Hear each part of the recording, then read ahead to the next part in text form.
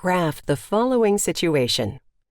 In a petri dish in a biology lab, 500 bacteria reproduce by splitting.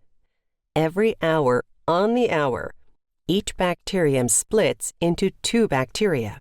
The petri dish starts with 500 bacteria, but they are doubling, so after the first hour, there are 500 times 2, or 1,000 bacteria.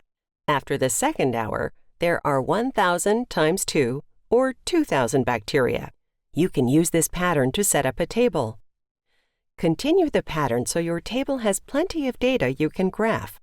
Each row of the table has an X value, the number of hours, and its corresponding Y value, the number of bacteria.